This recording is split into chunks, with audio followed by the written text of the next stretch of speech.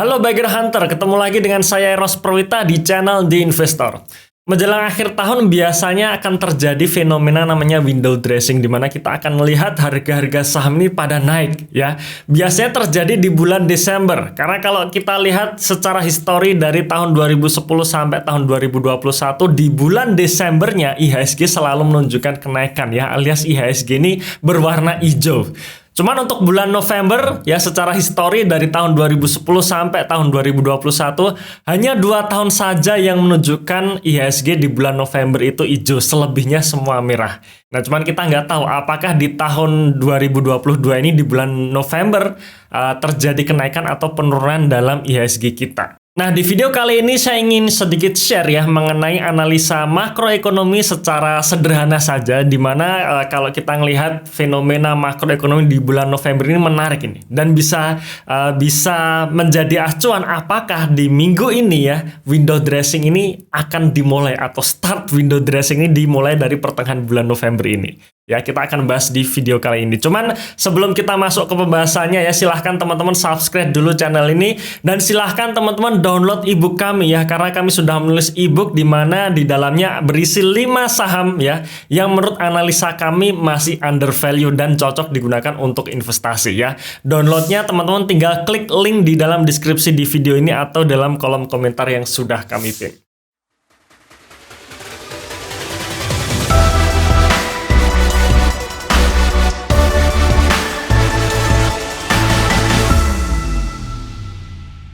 Oke, yang pertama kita lihat dulu pergerakan market atau IHSG kita di bulan Oktober dan November ini ya, terutama 2 bulan terakhir ini, karena ini menarik ya. Kalau kita ngelihat pergerakan IHSG ini menarik sekali. Di bulan Oktober ya, pertengahan bulan Oktober terjadi penurunan IHSG yang cukup dalam dari level 7.000-an sampai di bottomnya level 6.700. Kemudian di akhir bulan Oktobernya akhirnya IHSG kembali rebound. Ya, masuk di bulan November sebenarnya IHSG sideways ya, hanya bergerak di situ-situ saja ya. Cuman menariknya adalah di tanggal di hari Kamis kemarin ya. Hari Kamis kemarin tanggal 10 dan 11 Novembernya. Dimana tiba-tiba di hari Kamis tanggal 10 Novembernya IHSG drop nih, cukup dalam. Ya, turun sampai sekitar 1,5%. Kemudian hari Jumatnya tanggal 11 November tiba-tiba rebound langsung ya, dan akhirnya di hari Jumatnya IHSG naik 1,7% ya. Jadi ini kenaikan yang cukup drastis untuk pergerakan IHSG sendiri. Nah, sekarang kita lihat nih apa faktornya yang menyebabkan 2 hari terakhir ini, terutama hari Kamis dan Jumat kemarin, IHSG sangat volatile ya. Nah, ini adalah perhitungan indeksnya dalam 1 minggu terakhir, di mana kalau kita melihat IHSG dalam 1 minggu terakhir ini IHSG naik 0,62%. Nah, sekarang kita langsung masuk ke indeks sektoralnya nih. Indeks sektoral ini yang mempengaruhi ya kira-kira indeks atau IHSG kita dalam 1 minggu terakhir ini naik atau turun, dan ternyata faktor penurunannya yang terjadi di hari Kamis kemarin adalah penurunan di saham-saham sektor energi ya, di mana sektor energi turun 2,3%, dan termasuk juga indeks sektor transportasi ya, itu turun sekitar 2,4% ya. Sebenarnya kita soroti adalah di indeks energi ini, karena indeks energi ini baru turun tuh ya di hari Kamis kemarin gitu, tanggal 10 Novembernya. Ini semua kompak turun, terutama saham-saham batubara ya. Kita menyaksikan saham-saham seperti Adaro, ITMG, PTBA, Indika Energi, semua turun.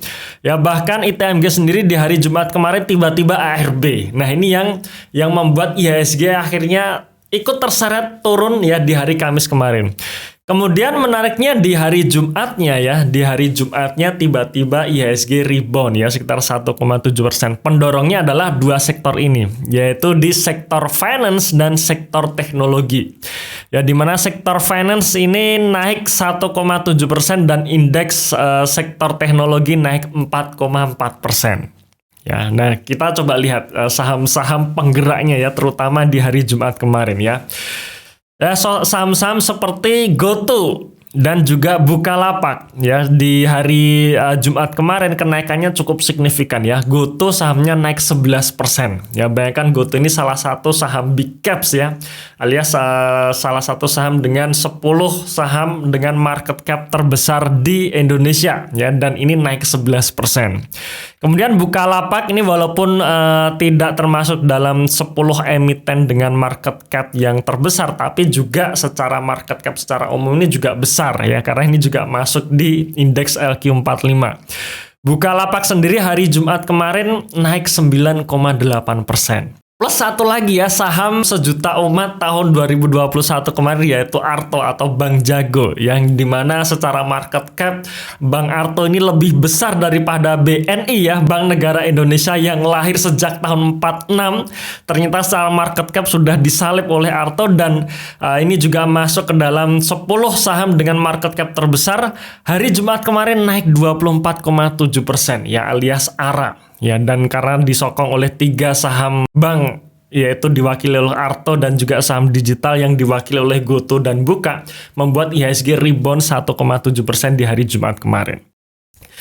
Nah, sekarang kita masuk nih ke makronya ya. Kira-kira apa sih yang akhirnya membuat istilahnya market di global termasuk di Indonesia ini akhirnya naik di minggu kemarin gitu ya. Pertama, kita ngelihat dari sisi pertumbuhan ekonomi di Amerika Serikat ya. Mau nggak mau memang kita harus melihat secara makro untuk negara Amerika. Kenapa? Karena transaksi kita dengan luar negeri masih menggunakan dolar ya.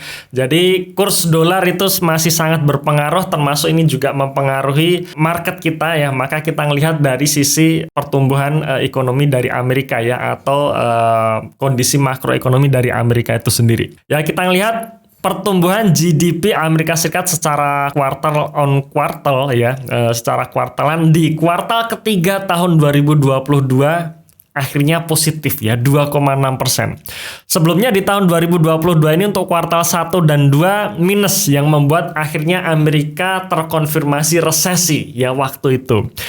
Dan di bulan Septembernya alias di kuartal 3 menunjukkan kenaikan 2,6%, yang artinya Amerika sekarang sudah terlepas dari resesi. Itu yang pertama. Kemudian kita juga ngelihat ya, gongnya di Amerika Serikat adalah inflasi, di mana bank suku bunga The Fed ya, atau bank di suku bunga di Amerika sana, dia mengikuti inflasi. Ketika inflasi naik, maka The Fed akan agresif menaikkan suku bunga dengan tujuan untuk meredam inflasi. Dan ternyata di hari Kamis kemarin ya, di waktu Amerika, di sana sudah mengumumkan inflasi yang ternyata inflasinya membaik, yaitu berada di level 7,7%. Padahal konsensusnya masih di angka rata-rata di 8%.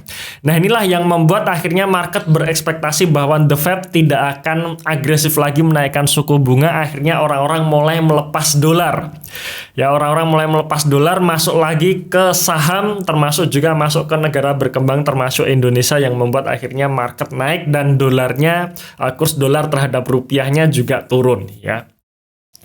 Nah, ini tadi ketika pengumuman inflasi dan ternyata inflasinya sudah mereda, maka orang-orang di Amerika sana juga sedikit demi sedikit melepas dolarnya dan membelikan atau masuk ke instrumen yang lebih beresiko seperti saham ya. Dan ini terlihat dari kenaikan trio indeks di Amerika, yang dimana trio indeks ini menjadi acuan dari bursa global seluruh dunia ya, yaitu yang pertama adalah indeks Dow Jones, yang dimana hari Kamis kemarin setelah pengumuman inflasi itu naik 3,7%. Kemudian dilanjutkan juga dengan indeks S&P 500 ya, di mana di hari Kamis setelah pengumuman inflasi, indeks S&P 500 menunjukkan kenaikan sebesar 5,4%. Dan nggak sampai berhenti di situ ya, nggak berhenti di situ saja. Ini juga diikuti dengan indeks Nasdaq, yang dimana di hari Kamis kemarin naik 7,4%, yang dimana indeks Nasdaq ini kan mewakili saham-saham teknologi gitu ya, yang akhirnya yang membuat termasuk di Indonesia ini kecipratan juga saham-saham teknologinya pada naik gitu ya. Oke, sekarang kita ngelihat indeks dolarnya ya, di mana indeks dolar ini kan sebenarnya indeks yang menggambarkan perubahan kurs mata uang dolar terhadap mata uang global, yang setelah pengumuman inflasi hari Kamis kemarin ternyata indeks dolar mengalami penurunan 2 hari berturut-turut yaitu sebesar 3,6%. Ya, ini kabar bagus ya. Artinya penguatan dolar sudah mulai terbatas ya. Dan ini juga diikuti dengan penguatan rupiah.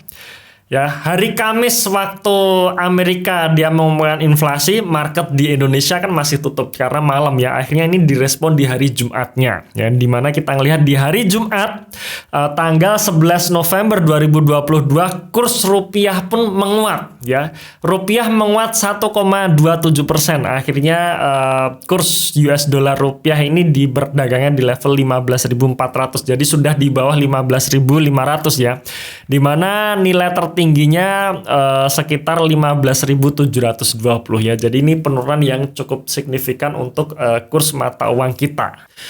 Nah, sekarang kita juga perlu melihat dari sisi makroekonomi di Indonesianya sendiri. Ya, karena kalaupun misalkan makroekonomi Amerika bagus tapi tidak didukung dengan ekonomi makro dari Indonesia, ya ini juga membuat market juga tidak akan mengapresiasi ya untuk bursa lokal kita. Nah, sekarang kita lihat pertumbuhan GDP di Indonesia ya.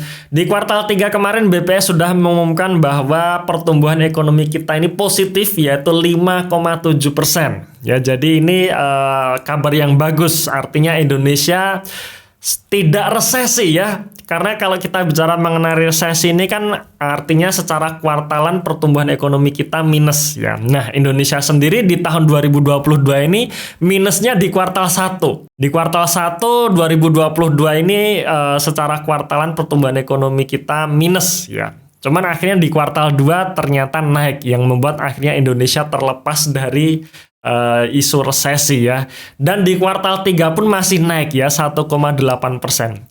Jadi masih naik, masih tumbuh, jadi ibaratnya tidak resesi ya. Di Indonesia ini tidak terjadi resesi. Walaupun pertumbuhannya turun, tapi tetap ya kalau kita melihat secara kuartal ini tetap naik 1,8%. Dan yang terakhir adalah pengumuman inflasi di bulan Oktober 2022 ini di Indonesia inflasinya juga cukup menurun ya. Dibandingkan bulan September inflasi Indonesia mencapai 5,9% dan di bulan Oktobernya inflasi Indonesia turun menjadi 5,7%. Ya, dengan penurunan inflasi ini maka kita juga bisa berekspektasi bahwa Bank Indonesia tidak agresif juga dalam menaikkan suku bunganya. Nah, jadi kalau kita lihat analisa makro ya dari Amerika dan juga lokal di Indonesia ini semua positif ya. Dari pertumbuhan ekonomi Amerika bagus, inflasinya menurun, kemudian di Indonesia juga pertumbuhan ekonominya bagus, inflasinya juga menurun, maka kita bisa berekspektasi bahwa Amerika tidak agresif lagi menaikkan suku bunga di sana termasuk juga di Indonesia ya, dan ini menjadi sentimen positif ya, seharusnya menjadi sentimen positif untuk bursa kita. Oke, itu tadi sekilas mengenai update market untuk posisi di pertengahan November ini ya. Terima kasih sudah menonton video ini sampai akhir. Tunggu video kami selanjutnya dan salam Passive Income.